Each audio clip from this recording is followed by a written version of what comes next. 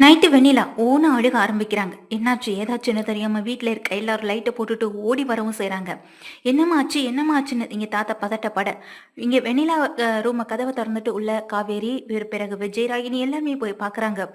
வெண்ணிலா கிளம்பி உட்காந்து தலையை பிடிச்சிட்டு ரொம்ப அழுகவும் செய்ய, என்னாச்சுமா என்னாச்சுன்னு சொல்லிங்க பக்கத்துல விஜயும் கேள்வி கேட்குறாங்க. தாத்தா, இங்க வெண்ணிலாவுக்கு ஏதோ செய்து நம்ம உடனே ஹாஸ்பிட்டல் போய் ஆகணும்னு சொல்லும்போது, விஜய் நானும் வரேன்னு சொல்லி காவேரி கிளம்புங்க. நீ எதுக்கு? நீ வீட்ல இரு. அதான் எங்க தாத்தாலாம் இருக்காங்கல்ல, இங்க விஜய் கூட வெண்ணிலா கூட அவங்க போவாங்கன்னு இங்க ராகினி சொல்லும்போது, இந்த நேரத்துல இது ரொம்ப முக்கியமா, இதை பத்தி பேசி ஆகணுமான்னு இங்க போற போக்கத்துல இங்க விஜய் ராகினியை திட்டிட்டு, அதுக்கு பிறகு இங்க வந்து காவேரியை கூட்டிட்டு, தாத்தா நானும் காவேரி வெண்ணிலாவை கூட்டிட்டு ஹாஸ்பிட்டல் போறோம் அப்படின்னு சொல்லி கிளம்புறாங்க. தாத்தா, நான் காலையில ஃபோன் பண்றேன், அப்ப வந்தா போதும், நீங்க இப்ப பாட்டியை கூட்டிட்டு இந்த நைட் நேரம்ல அலைய வேண்டாம்னு சொல்லிட்டு இங்க காவேரியை கூட்டிட்டு ரொம்ப அவசரமா கிளம்ப, அங்க சாரதா வீட்டுல இருக்க எல்லாருமே வெளியில வந்து பாக்குறாங்க. என்னாச்சுன்னு சொல்லி இங்க நேரா ஓடி வராங்க. என்னாச்சு சம்மந்தி என்னாச்சுன்னு எங்க தாத்தாட்ட கேட்க, தாத்தா விஷயத்த சொல்றாங்க. இந்த பொண்ணுக்கு ஏன் இப்படி பண்ணுது, அந்த பொண்ணுக்கு குணமாகணும்னு தான் நானும் வேண்டிட்டு இருக்கேன். ஆமாயா காவேரி எங்கன்னு சொல்லும்போது, காவேரி இந்த அம்மா கூட போயிருக்காங்கன்னு சொல்லும்போது இன்னொரு பக்கம் மனசு நிம்மதி அடைகிறாங்க. நல்ல வேளை எங்க விஜய் தம்பியையும் வெண்ணிலாவையும் திரும்ப தனியா அனுப்பாம இருக்காங்களே, அது வரைக்கும் சந்தோஷம்னு சாரதா நினைச்சிட்டு, நாளைக்கு காலையிலே பொழுது விடிஞ்சதும் நம்ம போய் ஹாஸ்பிட்டல்ல பார்த்துட்டு வந்துருவோண்டி கங்கான்னு சொல்லி கங்காட்ட சொல்லிட்டு கங்காவையும் கூட்டிட்டு உள்ள போறாங்க. அந்த நேரத்துல விஜயும் அங்க ஹாஸ்பிட்டலுக்கு போக, இங்க வெண்ணிலாவுக்கு ரொம்ப தலையை வெடிக்கிற நிலைமையில ரொம்ப வலியா இருக்கு. பக்கத்துல காவேரி உட்காந்து பிடிச்சு விடுறது மட்டும் இல்லாம, உங்களுக்கு ஒண்ணு இல்ல வெண்ணிலா சரியாயிடுவீங்கன்னு இங்க ரொம்ப ஆறுதலா பேசுறத இங்க விஜய் கவனிச்சுட்டே வராங்க. நேரம் ஹாஸ்பிட்டல் போறாங்க. ஹாஸ்பிட்டல் போனதுக்கு பிறகு இங்க வெண்ணிலாவை செக் பண்றதுக்காக உள்ள கூட்டிட்டு போங்க. இங்க காவேரி தனியா நின்றுட்டு இருக்காங்க ரொம்ப பதட்டத்தோட. விஜயும் பதட்டத்தோட நிக்கிறாங்க. உள்ள போன டாக்டர், ஆமா இந்த வெண்ணிலான்ற பேஷண்ட்டை யார் வந்துட்டு கூட்டிட்டு வந்தீங்கன்னு சொல்லி கேட்க, இதுவும் நாங்க தான் டாக்டர்னு பக்கத்துல வராங்க. ஆமா பேஷண்ட்டுக்கு நீங்க யாருன்னு சொல்லி கேட்குறாங்க இங்க விஜய் கிட்ட. விஜய்க்கு என்ன பதில் சொல்றதுன்னு தெரியல. காவேரி உடனே சொல்றாங்க, அவங்க என்னுடைய சிஸ்டர் தான் அப்படின்னு டக்குன்னு மாத்தி சொல்லிடுறாங்க. அப்படியா, அவங்களுக்கு என்ன பிரச்சனைன்னு சொல்லி இங்க கேட்குறாங்க. இல்லை டாக்டர், அவங்களுக்கு ஏதோ ஒரு ஆக்சிடென்ட்ல திடீர்னு மெமரி லாஸ் ஆயிடுச்சு. இப்போ எதையாவது பத்தி அதிகமா யோசிக்கும் போது அவங்களுக்கு இந்த மாதிரி தலையெல்லாம் வலிக்கவும் ஆரம்பிச்சிடுது. இந்த டைம்ல நைட் டைம்ல எதை பத்தி யோசிச்சாங்க என்னன்னு எங்களுக்கு எதுவுமே தெரியல. ஆனா ரொம்ப வலி வந்து சத்தம் வச்சதுனால தான் நாங்கள் ஹாஸ்பிட்டலுக்கு கூட்டிட்டு ஓடி வந்தோம்னு சொல்றாங்க. அப்படியா, ஒரு நிமிஷம், நாங்கள் எல்லாரும் உள்ள செக் பண்ணி பார்த்துட்டு தான் இருக்கோம். பயப்படுற அளவுக்கு ஒன்றும் இல்லைதான். ஆனாலும் அவங்களுக்கு ஏற்கனவே மெமரி லாஸ் ஆயிருந்ததுனால அதை தீவிரமா முயற்சி பண்ணி பார்த்துட்டு இருக்காங்க. நமக்கு எப்படியாவது ஞாபகம் வந்துடணும் அப்படின்ற முயற்சியில் ஈடுபட்டதுனால தான் இந்த சுச்சுவேஷன்ல அவங்களை கொண்டு வந்து நீங்க இங்க அட்டன் பண்ணியிருக்கீங்க. இங்க நாங்கள் பார்த்துக்குறோம் மேடம் சொல்லி எங்க வெளியில நிற்கிற காவேரி கிட்டையும் விஜய் கிட்டையும் சொல்லிட்டு டாக்டர் உள்ள போய் செக் பண்ணி பார்க்குறாங்க. காலையில பொழுதும் விடிது. ஓகே, ஓரளவு நார்மலா இருக்காங்கன்ற விஷயத்தையும் டாக்டர் சொல்லவும் செஞ்சுறாங்க. இங்க வீட்டுக்கு ஃபோன் பண்ணி விஷயத்தையும் சொல்றாங்க. தாத்தாவும் பாட்டியும் இதை கேட்டு, சரிப்பா வெண்ணிலாவை எப்போ வீட்டுக்கு கூட்டிட்டு வரீங்கன்னு நீங்க சொல்லி கேட்கும்போது, இல்லை இன்னைக்கு ஒரு நாள் வந்து வெண்ணிலாவை இங்கே ஹாஸ்பிட்டலில் இருக்க வச்சிருக்காங்க தாத்தா, நாளைக்கு தான் வர முடியும்னு சொல்ல. அப்படியாப்பா, சரி ரெண்டு பேரும் எவ்வளோ நேரம் தான் அங்கே இருக்க முடியும்? காவேரியை இருக்க வச்சுட்டு நீ வந்தனா நீ வந்து சாப்பிட்டு ட்ரெஸ் சேஞ்ச் பண்ணிட்டு போகலாம், அதுக்கு பிறகு காவேரியை கூட்டிட்டு வரலாம்ல அப்படின்னு சொல்றாங்க. இல்லையே தாத்தா இருக்கட்டும், நானும் இங்கேயே இருக்கேன் அப்படின்னு சொல்றாங்க. சரிப்பா, நீ கூப்பிட்டாலும் வரமாட்டேன், நானே எடுத்துட்டு வரேன் சாப்பாடுன்னு எங்க தாத்தாவும் பாட்டியும் கிளம்புறாங்க. கூடவே சாரதா கங்கான்னு எல்லாருமே கிளம்பி நேரா அந்த ஹாஸ்பிட்டலுக்கு வராங்க. ஆமாம் தாத்தா, நான் தான் வேண்டான்னு சொன்னல இந்த நேரத்தில் அலைய வேண்டான்னு, ஏன் தாத்தா கேட்க மாட்டீங்கன்னு சொல்லி கேட்கவும் செய்ய, அது எப்படிப்பா, என் பேரணி என் பேத்தியோட இங்கே வந்து கஷ்டப்பட்டுட்டு ஹாஸ்பிட்டல் இருக்க, நீங்கள் எப்படியோ போங்கன்னு நாங்கள் விட்டுற முடியுமா? முதல்ல போய் சாப்பிட்டு வாங்க, நாங்கள் இந்த வெண்ணிலாவை பார்த்துக்குறோன்னு சொல்லி இங்கே உட்காந்துருக்காங்க. இங்கே காவேரி விஜய் ரெண்டு பேரும் சாப்பிட்டுட்டு இங்கே வந்து நிற்கவும் செய்கிறாங்க. காவேரி விஜய் ஒருத்தர்கிட்ட ஒருத்தர் சரியாக பேசிக்கிறது கூட இல்லை. இங்க விஜய் ஏதோ ஒரு யோசனையில இருக்க, இங்க காவேரி ஏன் இப்படி பேச மாட்டாருன்ற கவலையில அவங்களும் பேசாமலே இருந்துட்டு இருக்காங்க. இப்படி ஒருத்தர் மாத்தி ஒருத்தர் ஏதாவது ஒரு பிரச்சனையை வந்து சந்திச்சுட்டே இருக்கிற நேரத்துல இங்க வெண்ணிலாவோட அட்டெண்டர் யாருன்னு சொல்லி நர்ஸ் வந்து கூப்பிடுறாங்க. இங்க காவேரி விஜய் ரெண்டு பேருமே கை தூக்க, யாராவது ஒருத்தவங்க வாங்க மேடம், நீங்க வாங்கன்னு சொல்லி இங்க காவேரியை உள்ள கூட்டிட்டு போறாங்க.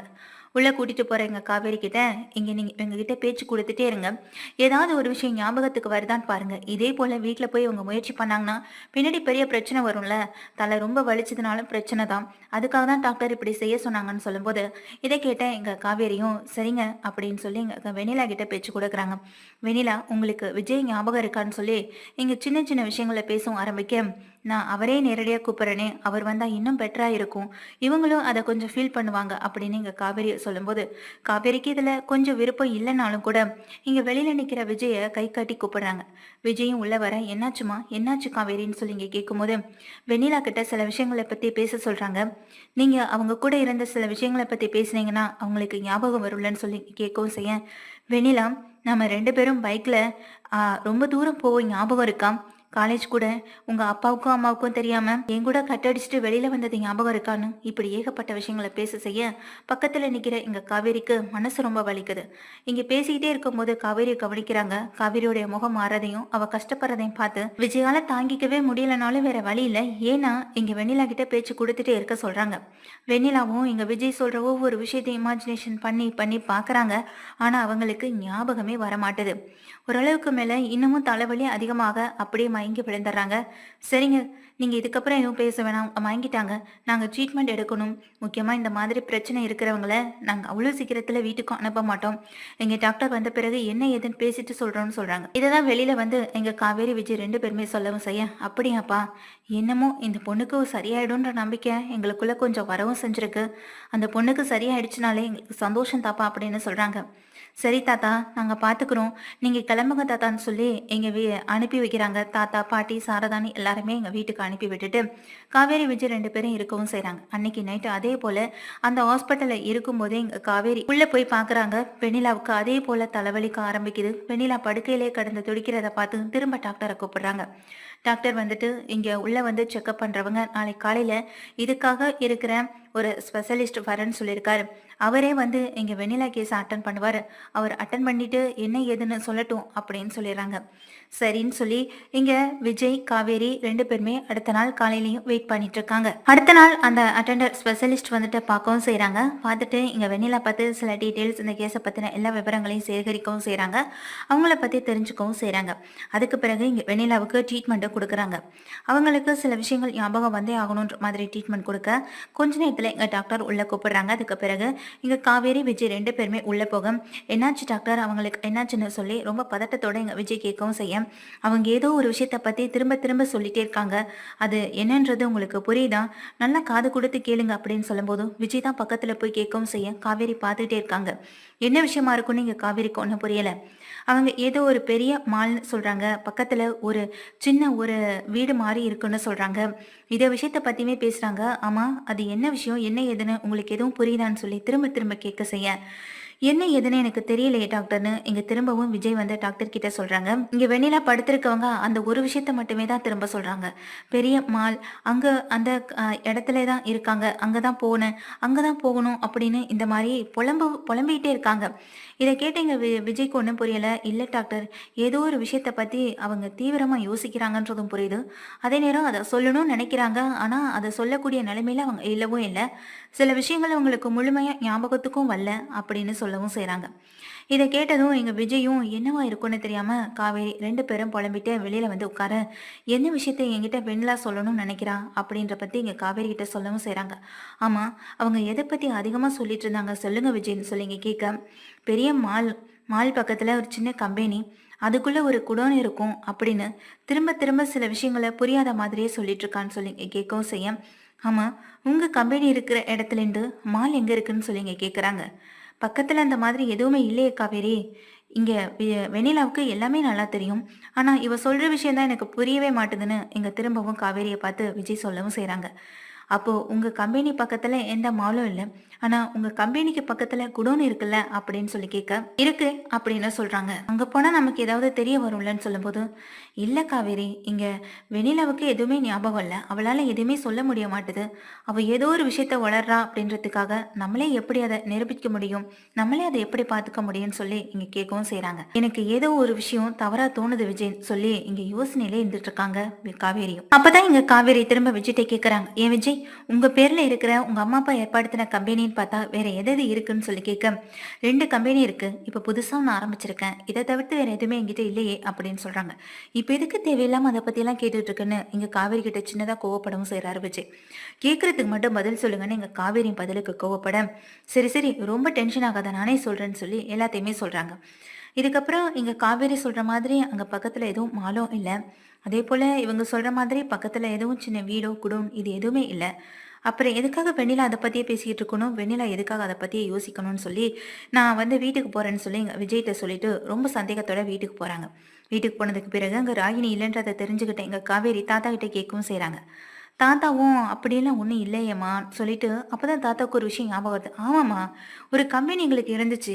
ஆனா அது எப்படி இங்க வெண்ணிலாவுக்கு தெரியும் தானே எனக்கு புரியல. ஏன் விஜய்க்கே அது சரியா தெரியாது. விஜய் கூட அத பத்தி கேட்டதும் இல்ல. விஜய் அப்படி எடுத்து சொல்ற பக்குவத்துல அவன் ரொம்ப சின்ன பையனா இருந்தான். அவங்க அம்மா, அப்பா அவன் சின்ன வயசா இருந்தப்பவே அந்த கம்பெனிய அவங்க ஃப்ரெண்டுட்ட ஒப்படைச்சுட்டாங்கம்மா அப்படின்னு சொல்றாங்க. என்ன தாத்தா சொல்றீங்க அப்படின்னு கேட்கிறப்போ, ஆமா என் மருமகனோட ஃப்ரெண்டு தான். ரொம்ப ரொம்ப வேண்டப்பட்டவரு. அவர்கிட்டயே ஒப்படைச்சாச்சுமா. அந்த கம்பெனியெல்லாம் முழுசா அவருடைய பொறுப்புல தான் இருக்கு.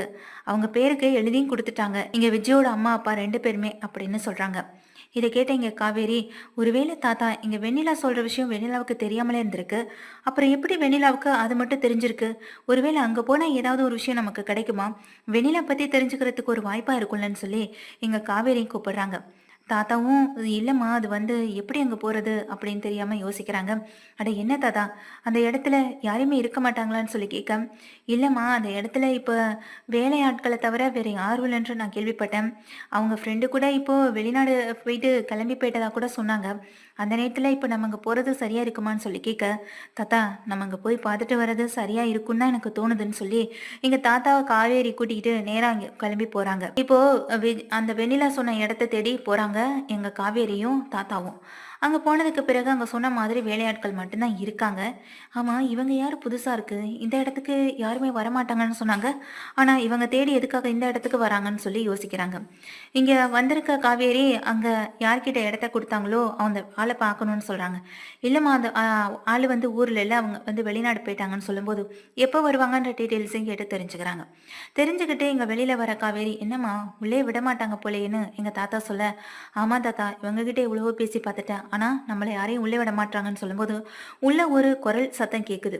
ரொம்ப வேகமா அலறி துடிக்கிற சத்தமும் வாழு வாழுன்னு சத்தம் போற சத்தம் இது எல்லாமே கேட்கும்போது, என்ன தாத்தா உள்ள யாருமே இல்லைன்னு சொன்னாங்க, ஆனா யாரோ ஒருத்தவங்களுடைய குரல் நமக்கு நல்லா கேட்குதுன்னு சொல்ல, ஆமா காவேரி நானும் அதை ஆச்சரியத்தோட பாக்குறேன்.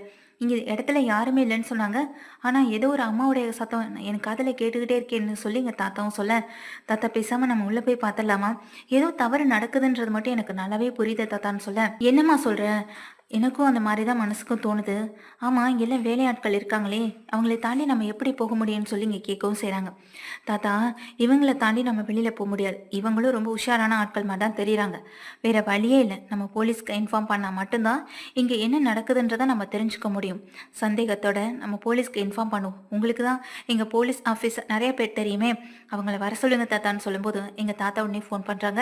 கொஞ்ச நேரத்துல தாத்தாவுக்கு தெரிஞ்ச சில ஆட்கள் எல்லாமே போலீஸ் ஸ்டேஷன்ல இருந்து வரவும் செய்றாங்க. ஏன்னா இதுக்கு முன்னாடி தாத்தா எங்க போலீஸ்ல வந்து ஒர்க் பண்ணவர் தான், ரிட்டையர் ஆகி இருக்கிறவர். இந்த நேரத்துல அவங்களுக்கு ஹெல்ப் பண்றதுக்காக சில பேர் எங்க தாத்தா சொன்ன இடத்துக்கு வரவும் செய்றாங்க. தாத்தா வந்து சொன்னதும் எங்க போலீஸ் வந்து நிக்கிறத பார்த்ததும் அங்க இருக்கிற ஆட்கள் எல்லாரும் பதட்டப்பட எல்லாரையும் கூப்பிட்டு விசாரிக்கவும் செய்றாங்க. அப்பதான் அவங்க சொல்றாங்க, இல்ல சார் இங்க எதுவும் தப்பு நடக்கல, இங்க ஒரு அம்மா இருக்காங்க, ரொம்ப மன வளர்ச்சி மன குன்றி இருக்காங்க, அவங்களால எதையுமே சரியா புரிஞ்சுக்க முடியாது, அவங்க இப்படிதான் சார் மாத்திரை கொடுக்கும்போதும் சாப்பாடு கொடுக்கும்போதும் சத்தம் போடுவாங்க அப்படின்னு சொல்லும்போது, யார் அவங்க அப்படின்ற டீட்டெயில்ஸ் கேட்க, இந்த இடத்தோட ஓனருக்கு தெரிஞ்சவங்க தான் அப்படின்ற விஷயத்த சொல்றாங்க. நாங்க உங்களை பார்க்க முடியுமான்னு சொல்லி கேட்க, இங்க பார்த்து ஒருத்தர் பாத்தி ஒருத்தர் வேலைக்காரவங்க பார்த்துக்க, உங்களை தாமா கேட்குறோம், நாங்க இப்போ அவங்கள பார்த்தாகணும் அப்படின்னு இங்க போலீஸ் சொல்ல, வேற வழியே இல்லை, இப்போ அவங்க பார்த்து தான் ஆகணும் காட்டி தான் ஆகணுன்ற ஒரு சுச்சுவேஷன்ல அந்த வேலையாட்கள் எல்லாருமே தவிச்சு போய் நிற்கவும் செய்றாங்க. சரின்னு சொல்லிட்டு இங்க என்ன பண்றாங்க, உள்ள கூட்டிட்டு போறாங்க. ஆமா இவங்களை தேடி வேற யார் சொந்தக்காரவங்களை வந்துட போறாங்க, கண்டிப்பா தெரியாத ஆட்களா தான் இருக்கும், விசாரிக்கிறதுக்காக வந்திருக்காங்க, விசாரணை முடிச்சுட்டு போக போறாங்க. அதுவரையும் இந்த நடிப்பை கண்டினியூ பண்ணிக்க வேண்டியதான ஒருத்தர் மாத்தி ஒருத்தர் தங்களுக்குள்ள பேசிக்கிட்டு உள்ள வரவும் செய்ய, உள்ள போற காவேரி அங்க உட்காந்துருக்க அம்மாவை பாக்குறாங்க. அம்மா நீங்க யாருமான்னு சொல்லுங்க பக்கத்துல போய் காவேரி கேட்க, இங்க காவேரியை பார்த்து பயந்து ஒடுங்குறாங்க, நடுங்குறாங்க, சத்தம் போடுறாங்க. இதை வெளியில நின்று தாத்தாவும் கேட்கிறாரு, என்னாச்சு எதுக்கு இந்த அம்மா இவ்வளவு சத்தம் போடுறாங்கன்னு சொல்லி அங்க இருக்க போலீஸ் ஆபீசரும் எங்க தாத்தாவும் உள்ள வர, தாத்தாவுக்கு அந்த அம்மாவை பார்த்ததும் ரொம்ப பெரிய அதிர்ச்சியா இருக்கு. ஏன்னா அங்க உட்காந்துருக்கதே வேற யாரும் இல்ல, விஜயோட அம்மா, இங்க அந்த தாத்தாவோட பொண்ணு. ஐயோ என் மகளேன்னு சொல்லி ஓடி போய் கட்டி பிடிக்கவும் செய்றாங்க. விஜயோட அம்மா பேரும் வெண்ணிலா தான். வெண்ணிலா அப்படின்னு சொல்லி கட்டி போய் பிடிக்க, என்ன தாத்தா சொல்றீங்க, யார் இவங்கன்னு சொல்லி காவேரி கேட்க, இவதாம்மா என் பொண்ணு, அதான் விஜயோட அம்மா அப்படின்னு சொல்லும்போது, அவங்க இறந்துட்டதா சொன்னீங்க அப்படின்னு சொல்லி கேட்க, அப்படிதானம்மா நாங்களும் நினைச்சிட்டு இருந்தோம், ஆனா என் பொண்ணு எப்படி இங்க வந்தான்றதான் எனக்கு இப்பவும் புரியல, இவ என் பொண்ணே தான், எனக்கு சந்தேகமே இல்லை, எப்படி சார் என் பொண்ணு இங்க வந்தா, முதல்ல பிடிச்சி விசாரிங்க சார்னு சொல்லும்போது அங்க நிக்கிற ஆட்களை எல்லாரும் சேர்ந்து பிடிக்கிறாங்க. உண்மையை சொல்லு, இந்த இடத்துக்கு ஓனரோட தெரிஞ்சவங்க சொன்ன, ஆனா இப்ப இந்த அம்மா ஆனா இப்ப இவர் சொல்றது இவரோட பொண்ணுன்னு சொல்லிட்டு இருக்காரு. உண்மைய சொல்லப் போறீங்களா? இல்ல உங்கள எல்லாம் கூட்டிட்டு போய் லாடம் கட்டணுமான்னு எங்க போலீஸ் மிரட்டவும் செய்ய, சார் எங்களுக்கு எதுவுமே தெரியாது சார். இந்த அம்மாவ பார்த்துக்கணும்னு சொல்லி தான் எங்களுக்கு வேலைக்கு வச்சாங்க. ஒருவேளை யாராவது தேடி வந்தாங்க அப்படின்னாலும் கூட ஏதாவது சொல்லி சமாளிக்க சொல்லி, இந்த மாதிரி சொல்லிக் குடுத்துட்டு தான் சார் போனாங்கன்னு சொல்லும்போது, ஆமா இந்த இடத்தோட ஓனர் யாருன்னு சொல்லி ஃபோன் பண்ண சொல்றாங்க. ஃபோன் பண்ணி இங்க வந்து போலீஸே பேசவும் செய்றாங்க. சார் அந்த இடத்த நான் ரெண்டுக்கு விட்டுட்டு தான் சார் வந்தேன் அப்படின்னு அவரும் சொல்லும்போது, அப்போ இந்த இடத்துக்கு யார் வந்துட்டு இந்த மாதிரி செய்ய சொன்னது? இந்த இடத்துக்கு வந்துட்டு போனது யாருன்று அங்க இருக்கிற சிசிடிவி ஃபுட்டேஜ வந்து பார்த்துக்கிறாங்க. அப்போ அத வச்சு பார்க்கும்போது தான் உள்ள வந்துட்டு போற ஆள் வந்து யாருன்னு பார்த்தா அன்பரசா இருக்கு. அன்பரசுகிட்ட சொல்லி தான் சார் அதுவும் அங்க விஜய்க்கு தெரிஞ்சவங்க, விஜயோட அம்மா, அப்பாவுக்கு ரொம்பவே நெருக்கமான சொந்தக்காரவங்க. சார் நான் அதனால தான் சார் அவர்கிட்ட இந்த பொறுப்பெல்லாம் ஒப்படைச்சேன். மத்தபடி இதுல எனக்கும் அதுக்கும் எந்த சம்மந்தமும் கிடையாது. அவர நம்பி ஒப்படைச்சேன் சார். ஆனா கடைசியில அவர் இப்படி செய்வார்ன்னு நான் எதிர்பார்க்கவே இல்ல. யாரோ ஒரு அம்மாவ கடத்தி கொண்டாந்து வச்சிருப்பார்ன்னு நெனச்சு கூட பார்க்கலன்னு சொல்லும்போது, இங்க போலீஸ் வந்துட்டு தாத்தாவ பார்க்குறாங்க. தாத்தாவுக்கு ஒண்ணுமே புரிய மாட்டுது. இங்க அவரும் ஃபோன கட் பண்ணதுக்கு பிறகு, "என்ன சார் இவரு இப்படி சொல்றாரு? ஊர் பக்கம் வந்தே ரொம்ப வருஷம் ஆகுது. மொத்த பொறுப்பையும் உங்க மருமகன் கிட்டே ஒப்படைச்சதா சொல்றாருன்னு" சொல்லும்போது, இதுல ஏதோ ஒரு விஷயம் மறைஞ்சிருக்குன்றது மட்டும் எங்களுக்கு நல்லா தெரியுதுன்னு எங்க தாத்தாவும் ஒத்துக்கிறாங்க. கூடவே காவேரியும் வந்துட்டு கேட்கவும் செய்றாங்க. நான் முதல்ல என்னுடைய மகளை வீட்டுக்கு கூட்டிட்டு போகணும்னு சொல்லி இங்க போலீஸ், காவேரி, தாத்தான்னு எல்லாருமே அவங்கள அங்கிருந்து ரிலீஸ் பண்ணி எங்க வீட்டுக்கு கூட்டிட்டு வந்துடுறாங்க. அங்க இருக்க வேலையாட்கள் மூலமா விஷயத்த அன்பரசு தெரிஞ்சுக்கிட்டு தலைமறைவு ஆயிடுறாரு. இதுக்கப்புறம் போலீஸ் சும்மாலாம் இல்ல. போலீஸ் வந்து அன்பரசை தேடி போகவும் செய்றாங்க. வீட்டுக்கு விஷயம் தெரிஞ்சு விஜய் ஓடோடி வந்து பார்க்கவும் செய்றாரு. தன்னுடைய வீட்ல அம்மா இருக்கிறத பார்த்து அவருக்கு ரொம்ப பெரிய சந்தோஷம். தாத்தாவை பார்த்துட்டு ரொம்ப அழுகுறாரு. ரொம்ப கட்டிப்பிடிச்சு ரொம்பவே ஃபீல் பண்றாரு. தாத்தா என் அம்மா இறந்துட்டதா சொன்னீங்க. இப்போ எப்படி உயிரோட வந்தாங்கன்னு கேள்வி கேட்க, எனக்கும் அதான்ப்பா புரியல. இன்னும் கொஞ்ச நேரத்துல இதுக்கான விடை தெரிஞ்சிடும்னு சொல்லி வெயிட் பண்ணிட்டு இருக்க. போலீஸ் கையும் களவுமா எங்க அன்பரசை வீட்டுக்கு பிடிச்சிட்டு வரேன். இவன் தான் சார் எல்லாத்துக்கும் காரணம். பிடிச்சு அடிச்சு விசாரிச்சதுல எல்லாத்தையுமே சொல்லிட்டாரு சொல்லும்போது, இவனா இவர் இப்படின்னு சொல்லி இங்க கேட்கவும் செய்றாங்க. சார் நீங்க சொன்ன விஷயங்களை வச்சு பார்க்கும்போது, நீங்க ஒரு பொண்ணை அட்மிட் பண்ணிருக்கீங்கன்னு சொன்னீங்கல்ல, அந்த பொண்ணுக்கு விஷயம் தெரிஞ்சிருக்கு. அந்த விஷயம் தெரிஞ்சுக்கிட்டனால தான், அதாவது விஜயோட அம்மா இறந்த விஷயத்த கண்டுபிடிச்சிட்டான் அந்த பொண்ணு. அதனால தான் அந்த பொண்ணையும் அந்த குடும்பத்தையும் கொலை பண்றதுக்காக இங்கேருந்து மிரட்டி அனுப்புனது மட்டும் இல்லாம போற வழியிலேயே ஆக்சிடென்ட் பண்ணி கொன்ன வச்சதும் இந்த ஆளுதான். முக்கியமா சொத்துக்காக தான் இப்படி உங்க மகளை கட்டி வச்சு கொடுமைப்படுத்திருக்காங்க. வெளி உலகத்தையே காட்டாம இத்தனை வருஷம் ரூம்குள்ளே போட்டு அடைச்சு வச்சதுனால அவங்க மனசளவுல ரொம்ப பாதிக்கப்பட்டு போயிருக்காங்க. இதுதான் சார் நடந்த விஷயம். சொத்துக்காக இப்படி சொந்த குடும்பத்துல இருந்துகிட்டு ஒரு அம்மாவையும் மகனையும் பிரிச்ச பாவமும், பெத்தவங்களையும் ஒரு மகளையும் பிரிச்ச பாவமும் இவர் சும்மா விட போறதில்லன்னு எங்க போலீஸே சாபம் விடுற மாதிரி பேசவும் செய்ய, இத்தனை வருஷத்துல இது போல நான் ஒரு கேஸை கூட பார்த்தது இல்லை சார். ஆனா இவரு எவ்வளவு பெரிய ஒரு கொலைவெறியில இருந்திருக்காருன்றது இப்ப புரிஞ்சுக்கிட்டேன். இங்க விஜய் கொலை பண்ணாம விட்டு வச்சிருக்கிறதுக்கான காரணமும் அவருடைய சொத்து தான். விஜய்கிட்ட இருக்க சொத்தை முழுசா தாங்கிட்ட திருப்பணுன்றதுக்காக தான் இப்படிப்பட்ட ஒரு வேலையை பார்த்திருக்காரு. இவருக்கெல்லாம் கடைசி வரைக்கும் ஜெயில் தண்டனை தான் கொடுக்கணும்னு சொல்லும்போது விஜய் ஓடி வந்து கோவத்துல அடி வெளுத்து வாங்கவும் செய்றாங்க. இங்க தன்னுடைய அப்பா வந்துட்டு இறந்துட்டாங்கன்ற விஷயத்தையும் இங்க புரிஞ்சுக்கிறாங்க விஜய். அதுவும் இந்த அன்பரசால தான், அன்பரசோட சதியால தான் அவங்க அப்பாவும் இறந்து போயிருக்காங்க. தன்னுடைய அம்மா இந்த நிலைமையில இருக்கிறதுக்கு காரணமான அன்பரசை சும்மா விடக்கூடாதுன்னு இங்க விஜயும் முடிவு பண்றாரு. அதுக்கு பிறகு போலீஸ் அன்பரசை கூட்டிட்டு போக தாத்தா சொல்றாங்க, காவேரி மட்டும் இல்லைன்னா என்னால என் மகளை பார்த்திருக்கவே முடியாம போயிருக்கும். ரொம்ப நன்றிமா காவேரின்னு கையெடுத்து கும்பிட, என்ன தாத்தா நீங்க இங்க விஜய் விஷயத்த சொன்னதே வெண்ணிலா தானே அப்படின்னு சொல்லும்போது, என்னதான் அந்த பொண்ணு விஷயத்த சொல்லியிருந்தாலும் அதுவே இப்போ ரொம்பவே மனசு சரியில்லாமலும் எல்லாத்தையும் மறந்து இருக்க நிலைமையில இது சொன்ன இந்த விஷயத்த வச்சு நாங்க அதை பத்தி யோசிச்சிருக்க கூட மாட்டோம். ஆனா நீ இதுக்கு பின்னாடி ஏதோ ஒரு பெரிய விஷயம் மறைஞ்சிருக்குன்றத எனக்கு புரிய வச்சு என்னை அந்த இடத்துக்கு கூட்டிட்டு போனது மட்டும் இல்லாம என் மகளை நான் கடைசி காலத்துல சாகரத்துக்குள்ள என்னை பார்க்க வச்சுட்டேன். இறந்து போன என் மகளை திரும்ப வருவான்னு நினைச்சு கூட பார்க்கல. அந்த சந்தோஷத்தை எங்களுக்கு கொடுத்துட்டோமா. இத்தனை வருஷமா தான் அம்மாவை பார்க்காத இருந்த விஜய் தான் அம்மாவை பார்த்த சந்தோஷத்துல இருந்துட்டு இருக்கான். உனக்கு ரொம்ப நன்றிமான்னு எங்க தாத்தா கையெடுத்து கும்பிடுறாங்க. இப்போ புரியுதாடா விஜய், காவேரி நம்ம வீட்டுக்கு வந்தது என்ன காரணத்துக்காகன்றது. உன் அம்மா திரும்பி வரணும்ன்றது விதி, அது காவேரி வந்துதான் நடக்கணும்ன்றதும் விதி. ரெண்டுமே இப்போ உனக்கு கிடைச்சிருக்கு. ஆனா ரெண்டு பொக்கிஷத்தையும் என்னைக்குமே விட்டுறாதடா விஜய்ன்னு சொல்லும்போது, இல்ல தாத்தா எனக்கு என் அம்மாவும் முக்கியம், எனக்கு என் காவேரியும் முக்கியம். ரெண்டு பேரும் எனக்கு ரெண்டு கண்ணு மாதிரி. என்னைக்குமே அவங்கள நான் விட்டுற மாட்டேன், விட்டு கொடுத்துடவும் மாட்டேன் அப்படின்னு சொல்ல இங்க காவேரி விஜய ஏறெடுத்து பாக்குறாங்க. அப்பதான் இங்க விஜய் காவேரியோட புரிதலும், இங்க காவேரிக்கு விஜயோட புரிதலும் கிடைக்கவும் செய்து இத்தனை நாள வெண்ணிலாவால பேசாம இருந்தவங்க தன்னுடைய அம்மா வந்தது மூலமா காவேரி கிட்ட தான் அன்பை பரிமாறவும் செய்யறாங்க. விஜய் தன்னுடைய அம்மாவையும் நல்லா கவனிச்சுக்கிறாங்க. இன்னொரு பக்கம் வெண்ணிலாவை சரி பண்ணி ஆகணும்னு எங்க தாத்தாட்ட சொல்லவும் செய்ய, நீ உன் அம்மா கூடயும் காவேரி கூடயும் வீட்ல இரு, இங்க வெண்ணிலாவை நான் பாத்துக்கிறேன்னு தாத்தா கிளம்பி ஹாஸ்பிட்டல் போயிட்டு அங்க வெண்ணிலாவுக்கு தேவையான எல்லா வசதிகளையும் செஞ்சு கொடுத்து கொஞ்ச நாளைக்கு வெண்ணிலாவை எங்க ட்ரீட்மெண்ட்ல நீங்களே கவனமா பாத்துக்கோங்கன்னு சொல்லிட்டு ஹாஸ்பிட்டலே விட்டுட்டு வராங்க தாத்தா.